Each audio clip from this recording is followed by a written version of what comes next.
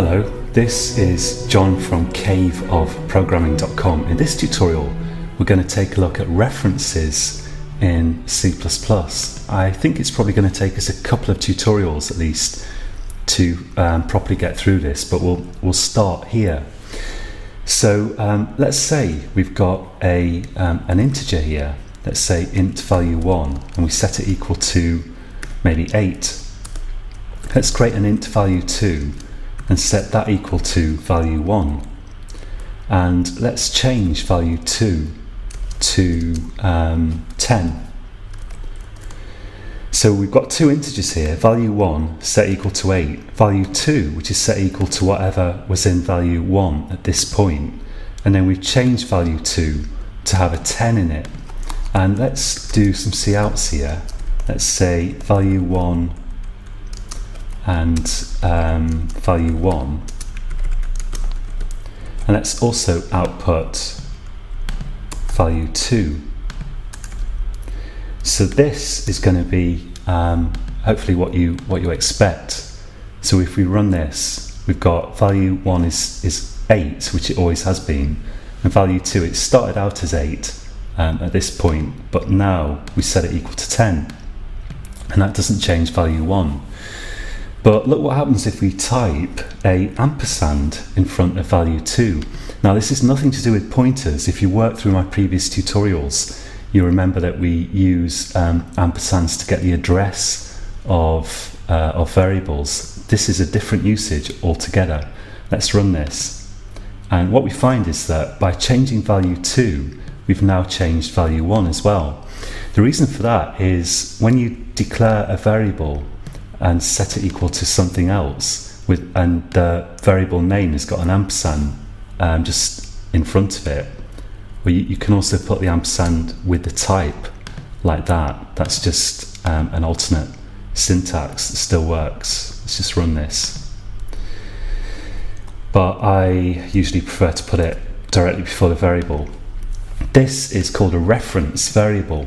We say that value 2 is a reference to value 1, and what that means is that value 2 is just another name for value 1. Basically, whatever we do with value 2 is going to happen to value 1 because they're the same variable. If we didn't have this ampersand after the int sign for value 2, we'd be creating another, we'd be allocating another bit of memory to hold an integer.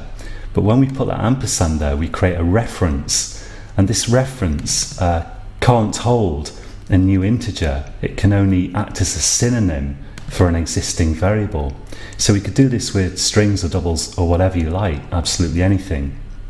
And reference variables just create aliases to existing variables, and we can use those aliases to change whatever value is in the original variable. There's only one bit of memory here that's actually been allocated to hold an int, and that happened when we did this. This is merely a synonym for this. It's a reference to value 1. Now that can be particularly useful when you want to create a function that changes the value of something, and for some reason you don't want to just use a return value there. So let's say we've got a function here. Let's say void change something. Let's make it take we'll have a string, let's say string. In fact, no, on second thoughts, let's not do that. Let's have a double. Let's say double value. And in there, I'm going to do value equals 123.4. So now down here, let's create a double. So double, I'll call it value again, and bear in mind that this value and this value are not the same thing, they're two different variables. Let's set that equal to 4.321. Let's call change something value, and let's do cout on value, like this. So let's run this and see what happens. So it says that value here is equal to 4.321. Now the reason for that is you might guess if you've seen my previous tutorials This is a completely different variable to this. This is a new double variable. It's just that when we do this, we're taking this value and putting it into this. That's all, we're copying the value, but the two variables are different. So then when we change the value stored in this variable, it doesn't affect the value that's stored in this variable. These are two separate variables. The only connection here is that we're taking that value, putting it in there, and then we're putting that value in here. So at this point, if I did a C out, it would say value is 4.321, but then I can change this one and it's not going to have any effect on this. But that's very different if we change this to a reference variable.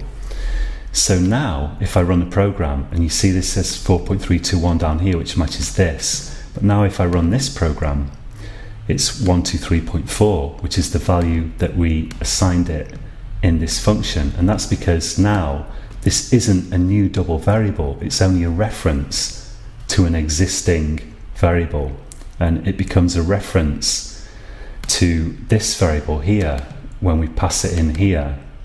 We're assigning this reference to point at this value. So references are quite like pointers. Really, it's just that the syntax of working with references is a lot simpler than with pointers. Nevertheless, often we do need pointers because they allow us to do various things that we can't do with references. But if you can use a reference, it's simpler to use that than to use a pointer. So again, if you're just watching these videos, it's going to be natural to get completely lost.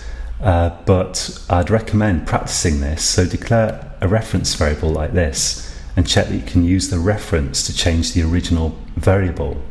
And then declare a function and check that you can declare a function that takes a reference variable and use that function to change the value of a variable that you pass in.